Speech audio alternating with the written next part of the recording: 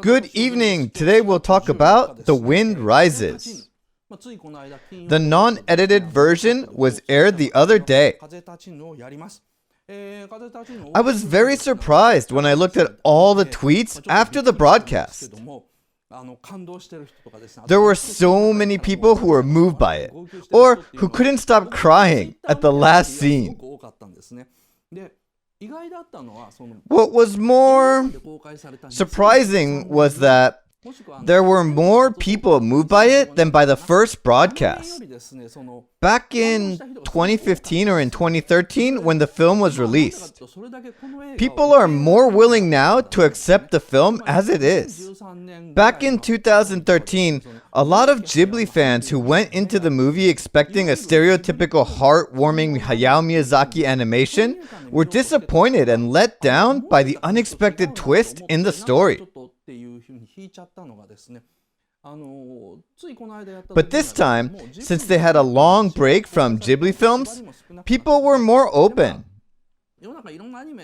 They had been watching other animations and films.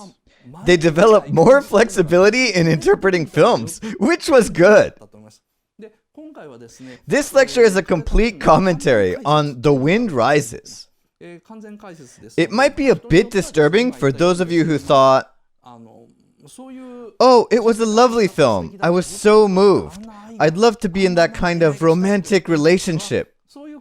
This lecture might be disheartening. But you must understand that Hayao Miyazaki intended this to be his last film ever, and he had nothing to lose. Therefore, I'd like you to tackle the film head on.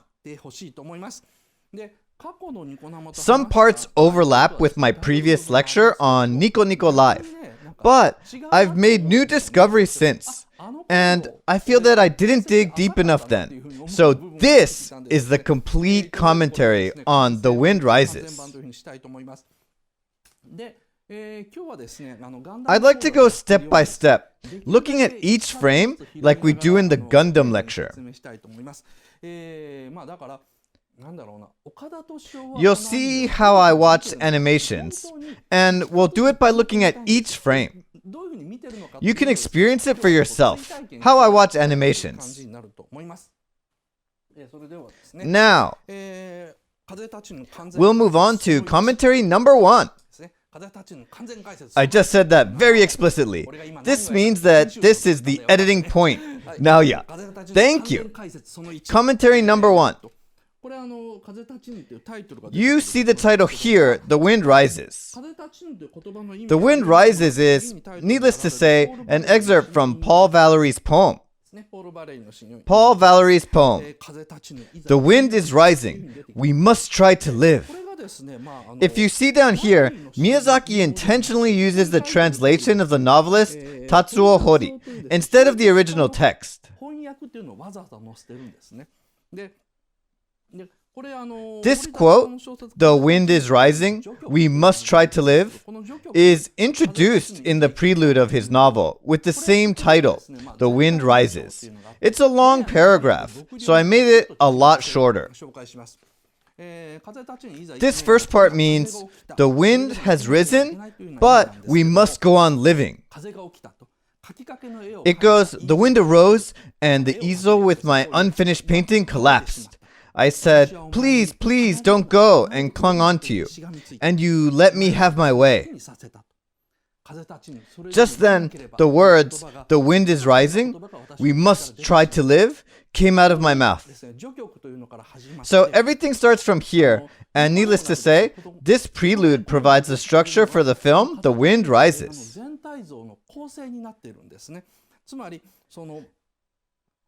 In Tatsuo Hori's novel, the easel collapsing is a sign that his lover is going to die. The protagonist is basically saying, "Please don't leave me." He pulls the woman by the arms, and the woman surrenders and lets him do as he wants.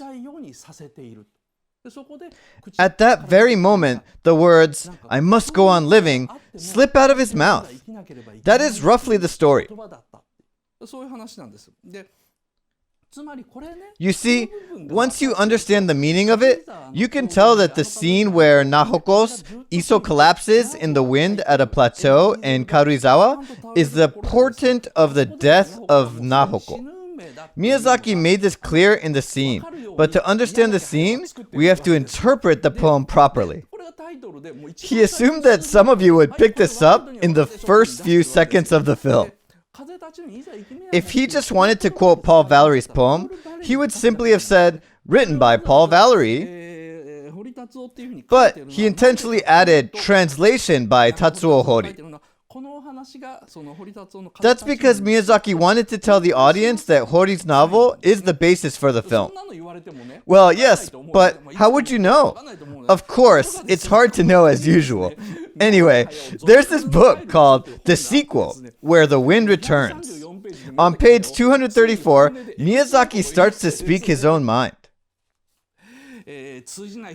People who don't understand anything. They are uneducated. They don't have any sense of history whatsoever. They know nothing. Sheer ignorance, unprepared and uneducated. It's hard to even imagine. I'm pretty sure I worked harder when I was young. But then he rethinks that statement and concludes, but I guess I didn't study all that hard. Takahata was the only one that studied. So there's a weird punchline. Yes. Miyazaki is an outright left-wing progressive. He expects people to know these things. When he's interviewed, he often says, everybody's so uneducated. They should all go to hell. But then he says, but when I think about it, Takahata used to say the same thing to me. So it's all pretty harmless. So this excerpt from the novel is a metaphor. Of course, you don't have to know all these things in order to enjoy the film. But since Miyazaki is quite clearly indicating that his audience should have a certain minimum level of education, we should, at the very least, do a little bit of work and attempt to view the story from his vantage point.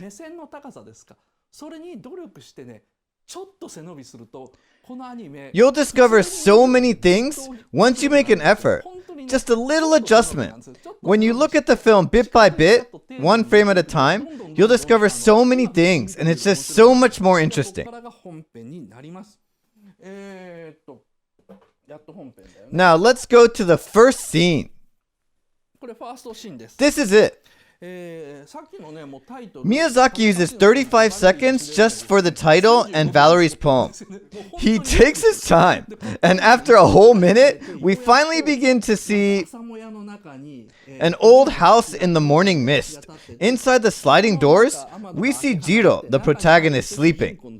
And this takes another 30 seconds, which is also a long time for one scene. The morning mist flows over a rice paddy, and it's very beautiful. This is a lost landscape, one we don't see anymore. The typical Japanese landscape of rice paddies has mostly disappeared. He shows all these sites that would eventually vanish. He shows things that have now been lost.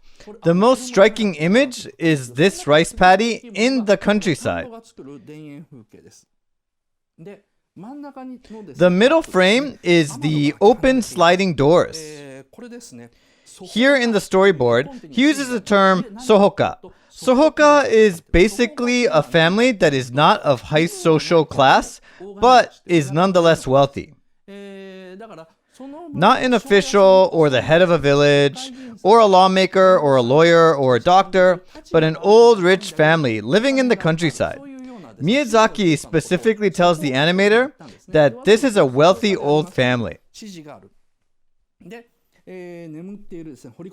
Jiro Horikoshi is 13 years of age. Miyazaki devotes 10 seconds to the rice paddy, 5 seconds to the sliding doors, 25 seconds to the sleeping Jiro, so it's very slow. It is set in 1916, in the Taisho era, 3 years before the Great Depression and during World War I. The open sliding doors indicate that the servant is already awake. We tend to look at Jiro, but we have to realize in the second frame that the sliding doors are open and the servant is already awake. The servant wakes up way before the kids and opens the shutters one after another.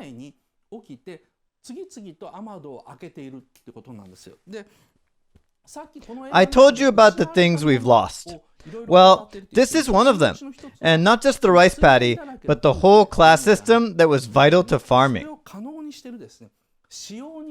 Some people were born into families with high status. Jiro's family didn't have high social status, but they were wealthy. Poor people were sold to wealthy families to work as servants. They had to get up very early in the morning and open the shutters while the children were still asleep. This class system is one of the things that Miyazaki shows as having been lost, irreplaceable, beautiful things. Usually, class systems are considered unjust and are depicted in a negative light. But in this film, Miyazaki includes the class system among those beautiful things. We'll talk about this class system in detail this week and next week. Jiro climbs up on his roof in his dream.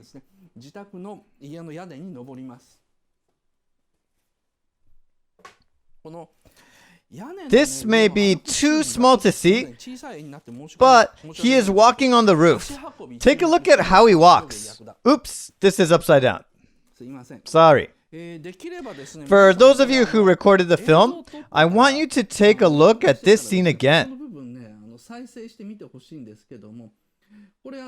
He first puts his right foot forward and then his left foot. But can you see how his foot is turned in? Can you zoom in on my hand, please? He's not walking straight. His leg is turned in on his second step. This makes him look very unstable. Miyazaki intentionally made him walk like this to show that he's walking on a roof. This type of realism can only be seen in Miyazaki's animations or in Ghibli animations. Usually when people praise the drawing skills or the acting of the characters in animations, they're talking about how well they are drawn. But Ghibli characters are believable and real, and this is something you don't see in any other animations. So if you recorded this, make sure you watch it again. And then you see his handmade bird-shaped plane. And when Jiro gets in, he places both his hands on the frame of the plane. And then carefully lowers his body in like this. This is also something you should check.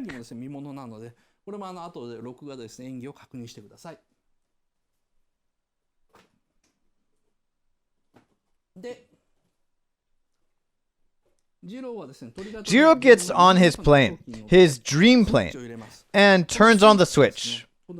This gray switch here. This gray part is made of bakelite, which was still rare back then. Bakelite was a material used for black phones in the Showa era. It's similar to plastic, but it's very malleable and insulin. So it was often used for electronic products. This was back in 1916, before the Showa era. So you can see that this boy was quite the studious. He knew a lot about science. This bakelite shows that.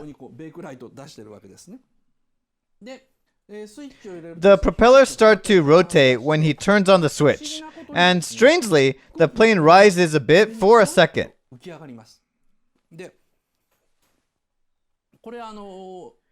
When Miyazaki was interviewed by an airplane model magazine, he was asked, "Is that a catapult? Is that a catapult to launch aircrafts?" And he says, "No, it's not. The aircraft just floats." Of course, it's scientifically incorrect, but that's because back in that period, people knew about airplanes and had actually seen them flying, but most of them had never seen a plane actually take off. You have to go to an airfield to see that. Most people had only seen aircraft in the air and they thought that they floated. Miyazaki says that only the people who lived near an airfield knew that the planes had to taxi before they took off, and that the planes had to continue running even after landing. The reason why Miyazaki included this scene is because it is linked to the title, The Wind Rises. The plane needs wind blowing against it in order to fly. Wind in this story is a metaphor for adversity. Pain and struggle in this story are always depicted as wind. The Great Kanto earthquake, fires, the Sino-Japanese War, the death of his beloved, Nahoko. All these tragedies that happen in Japan, or to Jiro himself, are represented by the wind, the strong wind blowing against him. Planes create strong headwinds by taxiing before they take off.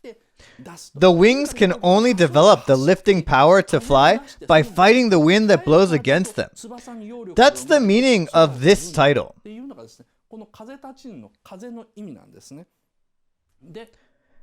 But 13-year-old Jiro doesn't know that yet, that you need headwind in order to fly a plane. He thinks that the plane automatically floats in the air. He is still young in this scene, so he has not yet experienced any adversity and doesn't know the meaning of it. He must understand that in order to fly his own plane, he needs the wind that fights against him. In order to make this ideal, beautiful plane that he has in mind, he must experience a strong headwind that will blow everything precious away from him. This is the meaning of The Wind Rises. No matter how strong the wind, he carries on. Otherwise, he couldn't have made such a beautiful plane. This is a sign that Miyazaki is using this metaphor as the basis of his story. That's why he shows this innocent, young Jiro in the beginning. But Jiro gradually begins to understand the meaning of the wind and tries to create his own plane. So that's what this film is all about. Are you all with me? We've still only covered the first 2 minutes of the film. Are you all with me? Okay, let's move on. Commentary number 2. This is only the first 2 minutes. Now the 13-year-old Jiro is still sound asleep. Our protagonist is still in his dream. Jiro's bird-shaped plane lifts off from the roof and rises to a level where he can see the rice paddies around him. And the land is lit by sunlight. It's a beautiful scene. The rising sun turns golden and the rice paddies are flooded with light. Such a dynamic scene. This is the main highlight of the opening. Even the sound is great. You hear a roaring sound and the music changes its tone. You see a lot of beautiful sunrise scenes in Miyazaki's films. The most famous one is probably in the Laputa Castle in the Sky. The morning after Shita spends the night in Pazu's house, the sun rises as Pazu plays a tune on his trumpet on the roof. The light pours into the valley and turns golden. Miyazaki depicts the sunlight in an indirect way. He shows the birds flying and shows the beauty all around it. He even includes Shita's voice saying, "Wow!" As a matter of fact, Miyazaki and Isao Takahata used the same trick more than 10 years ago when they made Heidi, Girl of the Alps. This is the 3rd episode. These are the Alps lit by the sunset, and the mountains are reflecting the golden color. Heidi and Peter are enjoying the spectacular view, and as the sun sinks lower, the mountains become rose-colored. Heidi shouts, "Look at that! It's rose pink!" But the mountains go back to brown within seconds. Heidi is so excited by this brief phenomenon. Peter sees this view every day, but it was new to Heidi. The mountains turning gold, rose pink, and then back to brown. It's quite difficult to show the actual beauty of the scenery in a drawing, so the creative team used Heidi's reaction. They made Heidi say, "The mountains are golden and they are burning pink," in order to indirectly express the beauty of the scenery.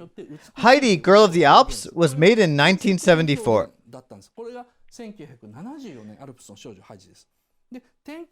Laputa was made in 1986. By then, they were able to depict beauty more directly. By 2013, they had finally succeeded in depicting scenic beauty on screen.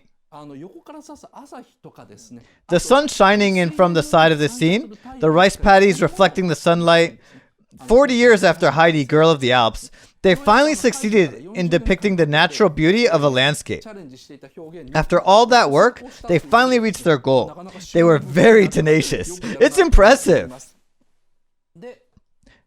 Afterwards, this plane loses altitude and flies low over the rice paddies. Miyazaki inserts this scene in order to create a link to the Zero fighter plane scene at the end of the film. Jiro Horikoshi's dream of flying low over the fields on a beautiful plane is later realized by the pilots of the Zero fighter planes. There's a scene at the end of the film where Zero fighter planes fly low and fast over the fields like dragonflies. However, those pilots never come back. Jiro couldn't become a pilot after all, but that's why he survived. He didn't die because he couldn't become a pilot. So this first scene is here to enhance the significance of the last scene with the Zero fighter planes.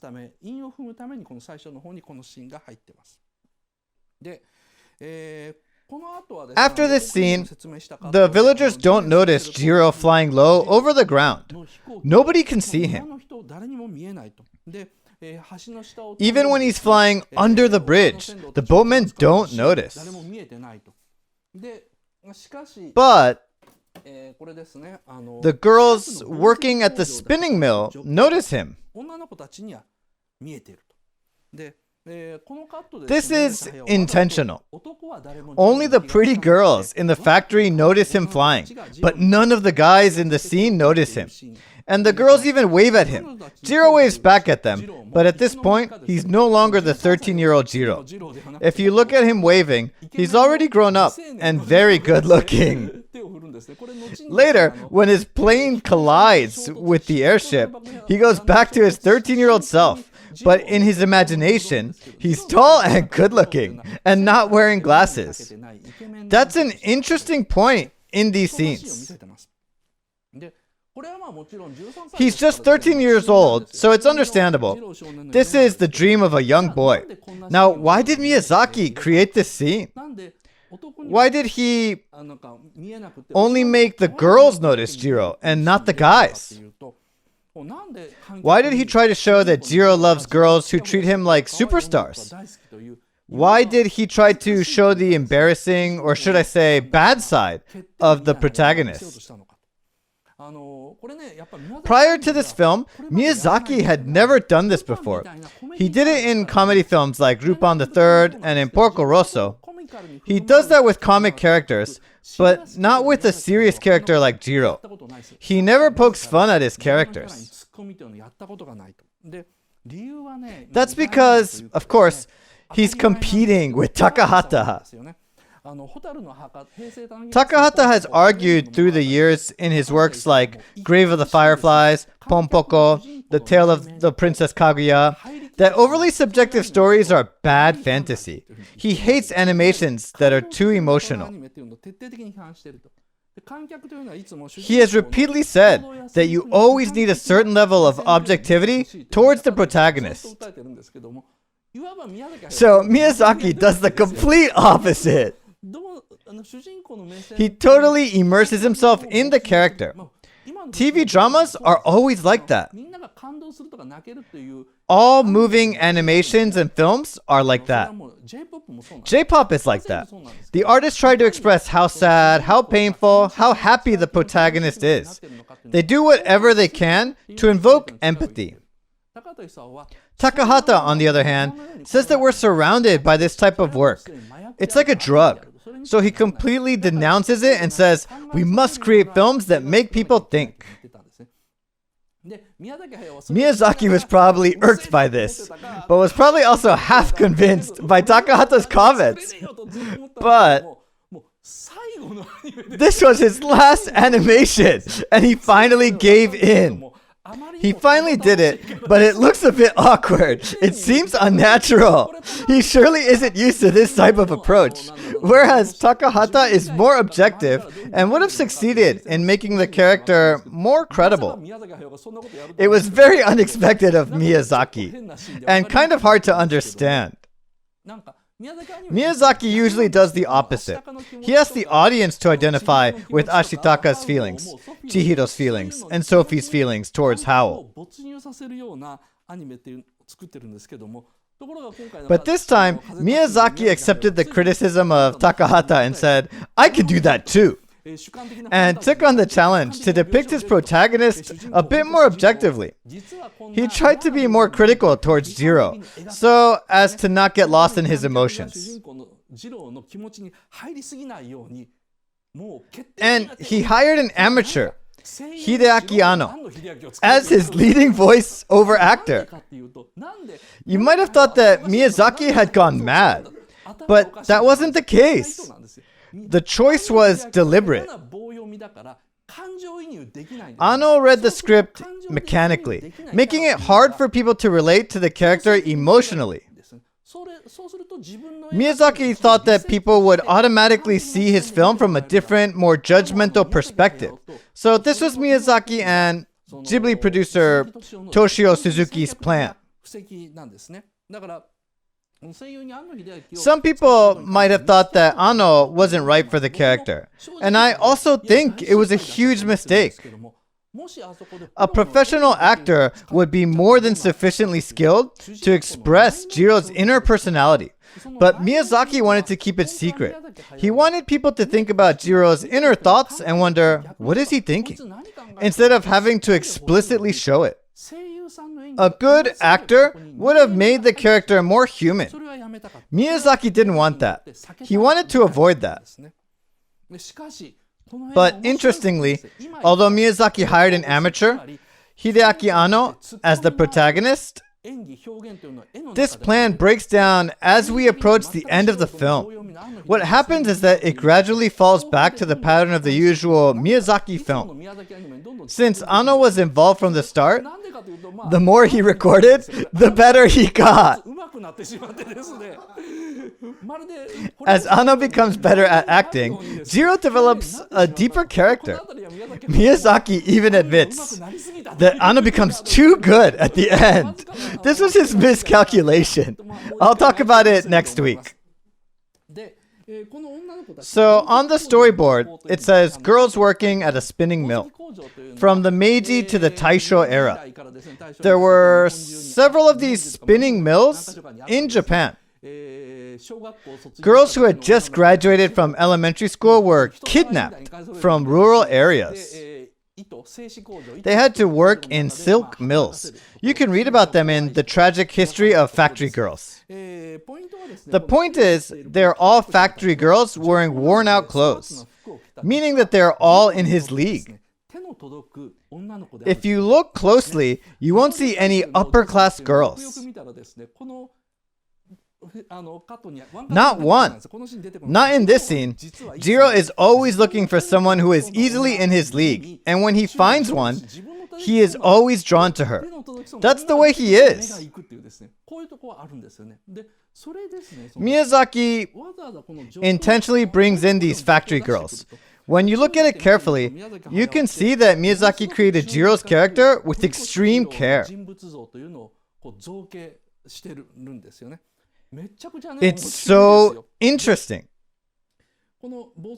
These girls are still in middle school or high school, so they're the same age as Jiro, and they're screaming and waving at him. In response to that, he flies in a circle, and the shadow of the plane falls on the factory chimney. That means he's close to the factory, but the plane doesn't disturb the smoke at all. Miyazaki is very meticulous in the scene, so you would have expected the smoke to be affected when the plane nears the chimney, but in fact, it's completely unaffected. This means Jiro doesn't quite understand the mechanism of a plane at this point. Some of you might say, that's because it's a dream. But when Jiro flies low over the ground, the grass makes waves and everything looks very real. But this frame clearly shows that Jiro has never been on a real plane and shows the limits of his imagination. He may have a bakelite switch, but he doesn't know about runways. He can't even imagine the smoke being disturbed by the air current of the plane. So you can see that Jiro might be studious and wealthy. This is ultimately just a dream. But when he looks up, he senses something strange. There's something above the clouds. This is the frame. He's no longer a 13-year-old boy. He's older and very good-looking.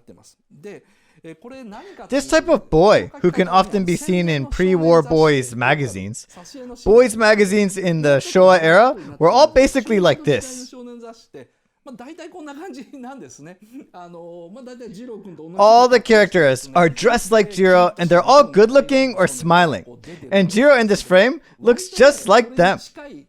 In Jiro's mind, he's this good-looking guy from these boys' magazines. When he looks up, he sees an all-metal airship above the clouds. This is, by Jiro's imagination, a German Zeppelin airship. He probably knew that the Zeppelin was made of metal from some foreign magazine. If you look down here, there are lots of strange-looking bombs dangling from the aircraft. These are threatening to destroy the beautiful Japanese landscape and attack Jiro's pretty factory girls. Now, the concept of a huge metal airship has existed from as long ago as the second half of the 19th century. This is the magazine Popular Science, published in 1872.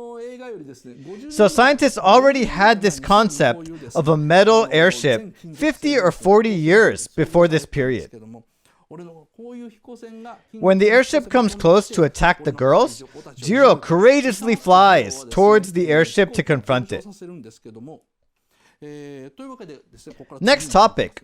What is the first wind that Jiro comes across? So far, I've only talked about the first 3 minutes of the film. Ready? Let's move on. Now, commentary number 3. Wow, sorry, it slipped out of my hand. So we've only covered the first 3 minutes of the film. This 13-year-old is still sleeping. Could you hand me that panel? We're still in his dream. Jiro sees a German airship looming over the clouds while he's on his plane, and he tries to attack it. He puts on a pair of goggles before he accelerates. But when he puts on the goggles, he suddenly goes blind. Something is wrong, and he's wondering, what is going on? Everything goes out of focus. And when he takes off his goggles, you see his glasses underneath. He wasn't wearing any glasses before, but these glasses suddenly appear.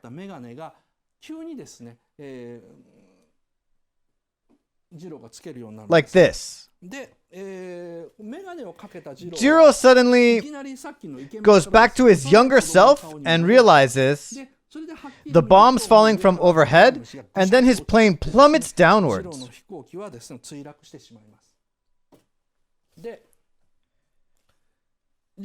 Jiro gets smaller and smaller as he falls downwards with his plane, and then he wakes up on his futon. This is,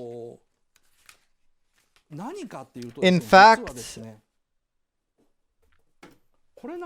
based on this. Winsor McKay's Little Nemo in Slumberland. This cartoon was serialized in an American newspaper. It always starts with Nemo's dream. There's an unexpected ending, and he eventually wakes up or falls out of his bed at the end. This is in fact like Miyazaki's final resolution. There's a line in this film, how would you spend the most creative decade of your life? When Miyazaki was in his 30s and 40s, which was the most creative period in his life, around the same age as Jiro when he was making his Zero fighter plane, he was trying to make an animation based on Little Nemo in Slumberland with Takahata in the US. But it didn't work out. All of Miyazaki's ideas were rejected, and Takahata was eventually fired. They were devastated when they came back to Japan, having lost all hope of ever making any animations again. They felt like they had wasted all their energy, skills, and passion for 2 years at the prime of their careers. So, a boy climbs up along the tiles of the roof and steps into his handmade plane, flies, confronts this gigantic metal airship, but ends up crashing. He has even forgotten that he normally wears glasses. He can't see anything, and so he crashes. That's when he wakes up. This is exactly the same structure as a Little Nemo episode. This was what Miyazaki wanted to make at the height of his career. That's why he included this sequence in the first scene of The Wind Rises. This is the culmination of his creative work. He knows that this is his last film, and he inserts this sequence from Little Nemo right at the opening and says, "See, this is what I always wanted to do, and I was right." That's where the story starts. I mean, I think he's a bit too tenacious. Jiro wakes up. He doesn't have his glasses on, so the ceiling is blurry. He can't see the light bulb or the mosquito net. He looks out on the yard, but he can't see the yard either. He takes his glasses that are lying on top of his clothes and puts them on. The lenses are really thick. It's then that he can finally see this beautiful yard. This view Jiro is looking at is what Miyazaki sees himself, because Miyazaki also wears thick glasses. Jiro blinks very slowly in this frame. He looks absolutely devastated. So this is the first wind that blows against him. In other words, his first adversity. He knows that he can never become a pilot. Girls will never look at him with that longing gaze. How we see people with glasses now and how people saw them back then is completely different. It was the age of militarism. Japan was imbued with militarism. So men with glasses were labeled as a failure. He goes to school after this scene, but nobody but him is wearing glasses. Also, the teacher Jiro likes is the only teacher wearing glasses. None of the other teachers are wearing glasses. So back then, a person wearing glasses was considered a loser. But nothing has really changed since then. Today, when Miyazaki talks about Takahata, he says, Takahata was very popular with the girls.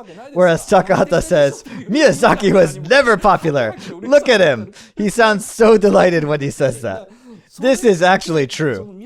So Miyazaki understands Jiro's feelings. No matter how much he loves planes, he can never become a pilot. That's because he was born with poor eyesight. This makes him despair. That's what we see in this frame.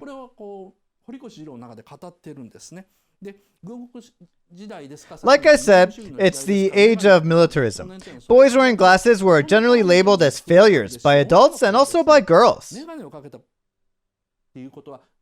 Girls were not interested in boys who didn't qualify to become a soldier. There's a scene where Jiro passes pretty girls, but they don't so much as glance at him. Jiro Horikoshi's first setback: I have poor eyesight. After this, he goes to school. He shakes off his negative thoughts and goes to school. You see here a light railway. A light railway has a very simple structure. The mame train, literally meaning bean train, is running on the track. This is a simple train, a lot more simple than Thomas from Thomas and Friends. And as time moves on, the trains in this film evolve. The passage of time or changes in society are often expressed through vehicles in this film. In the beginning, Miyazaki shows this simple train that was running near his childhood home in 1916. Later, he gets on a train to go to Tokyo University. The big earthquake hits Tokyo, and then he goes to Germany. As the trains evolve, you can see how the world continues to develop and how Japan is being left behind. You can see that everyone crossing the railroad track, except for the students, look like they're still in the Edo era. This was an interesting time when traditional culture and modern culture coexisted. After Jiro crosses the railroad track, please look at the top image. He crosses a bridge, and on his right side, you see a brick building and a wooden building. This is the dorm of those girls from the spinning mill in his dream. The girls were probably sold to this factory after graduating from elementary school, so they're the same age as Jiro. When you look at the handrails of this bridge, you'll notice that it's the same bridge that we saw in Jiro's dream. See the picture at the bottom? So, although his dream seemed like the product of a creative imagination, he's secretly just longing to be more popular locally. He wants the girls to like him and he wants to show off his plane. He's a boy with this small, simple dream. Miyazaki draws a nameplate on the bridge to show it's the same bridge. But it's too small, and even I only noticed this after 3 or 4 views.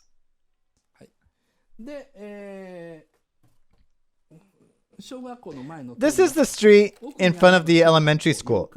The western building in the back is the elementary school. And you see lots of store signs, which are symbols of capitalism. Also, people are wearing kimonos from the Edo period. But you also see some people delivering milk, which is a modern drink. So, 2 different worlds coexist. So, Jiro goes to school, and his kind teacher lends him a foreign aviation magazine. This one here. Let's take a look at their behavior. A teacher comes in the door. He doesn't wear glasses. He's tall and masculine. Whereas the teacher next to Jiro is wearing glasses and he's very short. You can look at this scene again if you recorded the film. Or the official Ghibli DVD. This tall teacher comes boldly in the door when he enters the teacher's room. But the teacher with glasses steps aside, and as you can see, he even bows slightly to the other teacher. But the tall teacher doesn't bow back. He ignores the guy completely. This was how it was like back in those days. People wearing glasses were considered to be of low status. You'd all be surprised at how they were treated. I mean, they're both teachers, but this guy with glasses steps aside and bows, whereas the other guy just walks right in. Why is there such a difference in their behavior? It's almost like a class system, like the difference between the popular group at school and the nerds. Maybe that explains it. Back then, people judged men by their appearance and physique, and by whether they wore glasses or not. This was young Miyazaki's world. Looking at Miyazaki's works, people usually assume that Miyazaki loved to play outdoors when he was a child. But one of his brothers said in an interview, No, he was one of those non-sporty kids that stayed at home drawing all day. So his films surprised me. I certainly don't remember him playing in the mountains. So Miyazaki was more like the short guy wearing glasses. He couldn't be part of the popular group. You can see in this scene that they already had female teachers in this period. You can see a female teacher along with some other teachers in the background, but you don't see any of them wearing glasses. Not one. Because school teachers had to be respected by the students. So that's why it was very rare for a teacher to wear glasses. Maybe there were actually more people wearing glasses, but not many. Although you do see many people wearing glasses in period dramas on NHK, people who wore glasses were considered weak.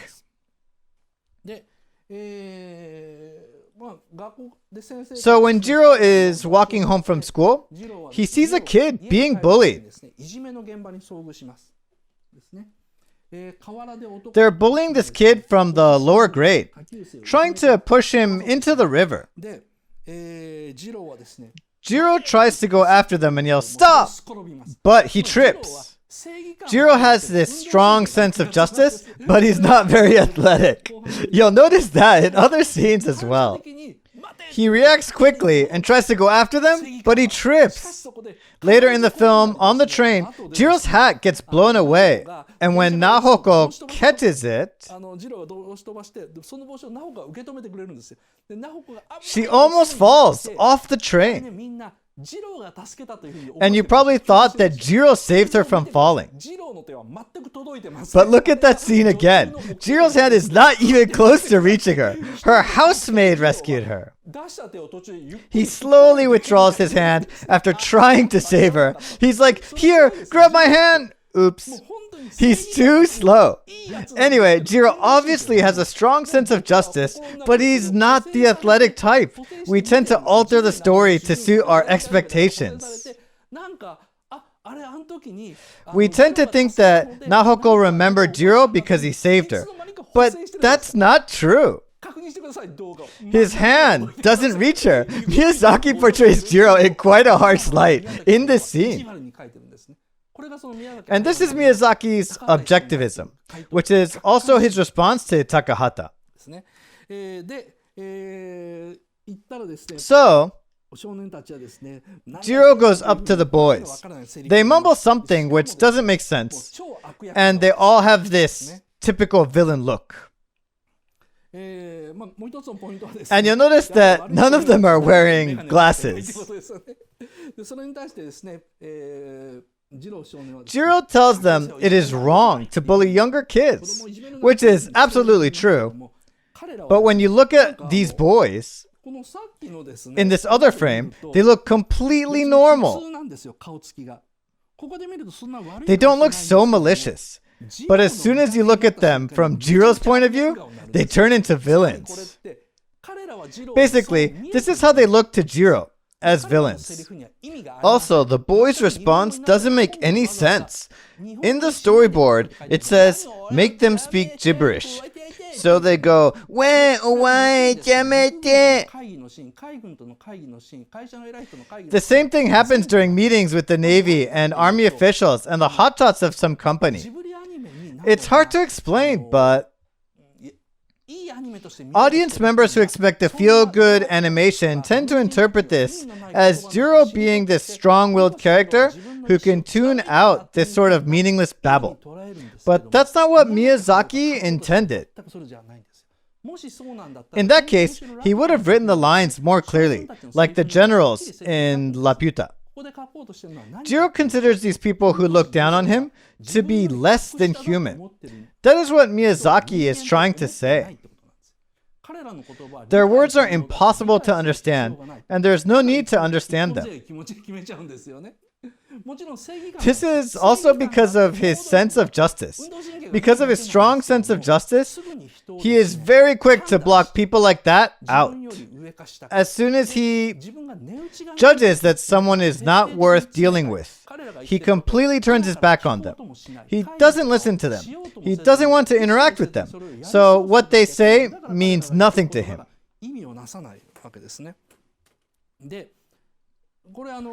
See, their faces turn villainous only when they are seen from Jiro's point of view.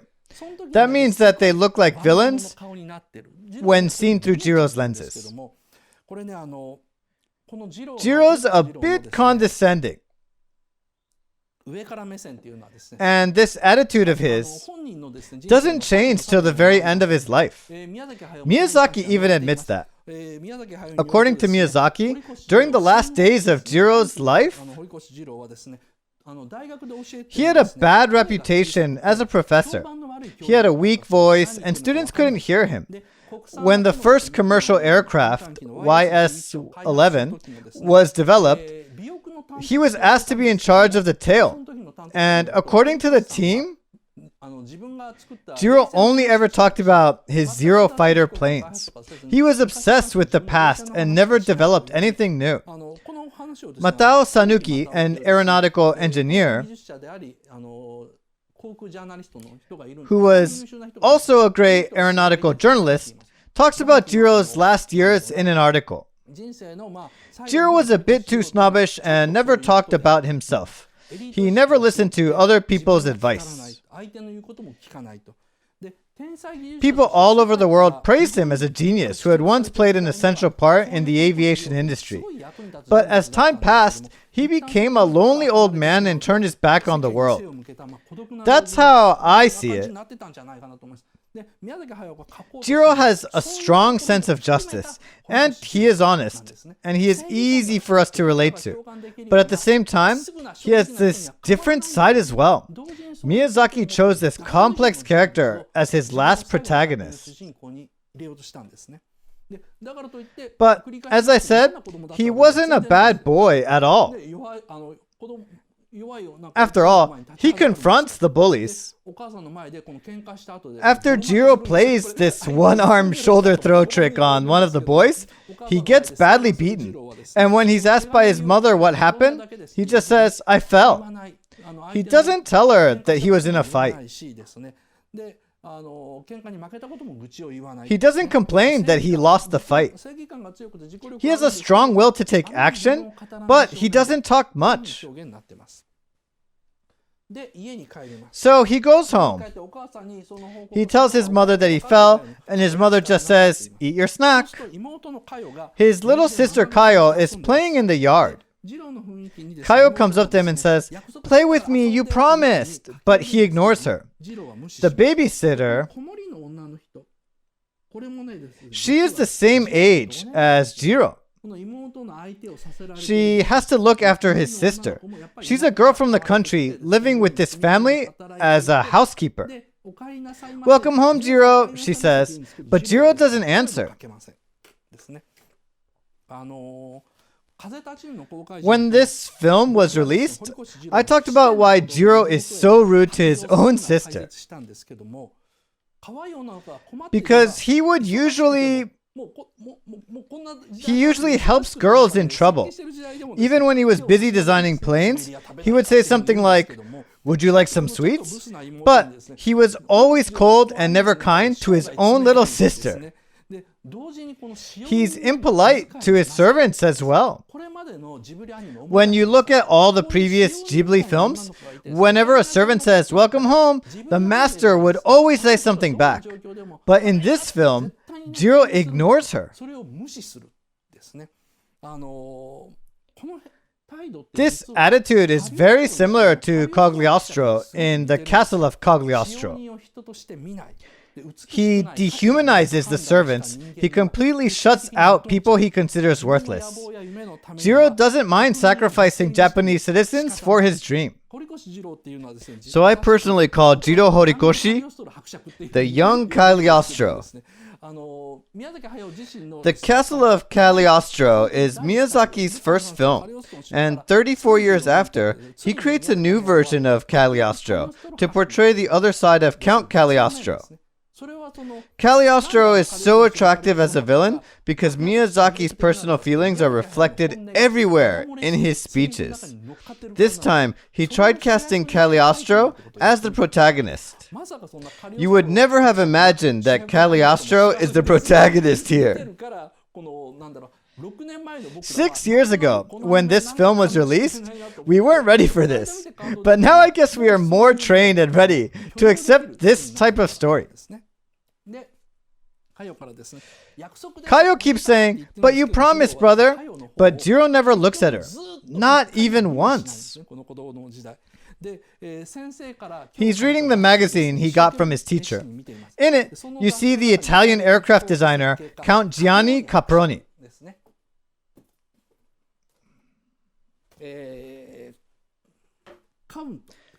Count means that he is a landowner. Jiro finds an article about him. That night, Jiro has a life-changing encounter. I have to end the free part now because it's already been 55 minutes. So, Jiro finds Caproni's article. Now, it's still only the first 7 minutes of the film, but you can already see that The Wind Rises is very different from all the other Ghibli films. So, please watch it again from a different perspective. It is not subjective. The protagonist is depicted from an objective point of view to keep the audience at a distance. I mean, this protagonist is not even one of Miyazaki's alter egos. He's not an ideal character either. He's depicted as a cold guy who only shows interest in girls who are in his league. So it is very raw in a way.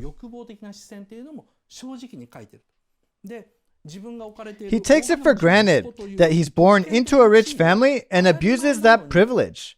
That's why he's so cold towards his sister and the servant. But on the other hand, he can be very kind to the disadvantaged. And he feels inferior to the others because of his poor eyesight. But he's an honest guy with a strong sense of justice. As you can see, Miyazaki has never created a character as complex as this one. This is something completely new for him. Although, in a way, you could say that Jiro is a bit similar to Seita in Grave of the Fireflies.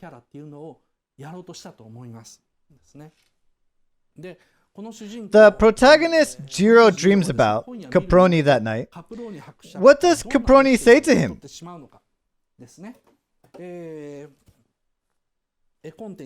If you look at the storyboard, it says an extreme close-up of Caproni that shows his madness, like Mephistopheles. This is a note that Miyazaki wrote in the storyboard, so it's his direction. I'd like to talk about it more in the next limited part. Now the questionnaire. I'm sorry, I couldn't go further than the first 7 minutes of the film, but You must understand this much in order to understand the theme, which we'll talk about next week. I have to go step by step and show you each piece of evidence. Otherwise, it gets too hard to explain. Comment just said, there's no special questionnaire this time? No, we don't need that this week. How about you guys at the back? You want to do it? Okay then, I'll think about it next week. Let's see the result. I see you guys like that special questionnaire. Thank you very much. I guess I was a bit slow this time. The Wind Rises will continue till next week. Next week we'll talk about the hidden theme of The Wind Rises and the three devils that tempt Jiro. Okay, let's switch to the limited part. Thank you for watching until the end. I am the most famous Otaku King in Japan, Otaking Toshio Okada. I started planning to talk overseas about animations and movies popular in Japan in English. Before long, I'm planning to add English subtitles to movie talking in Japanese, so please look forward to it.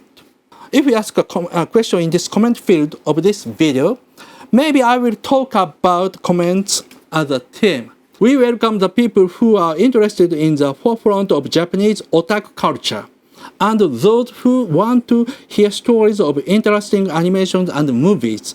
So please subscribe our channel. If there is good relation, I will get better and I will do my best. Thanks.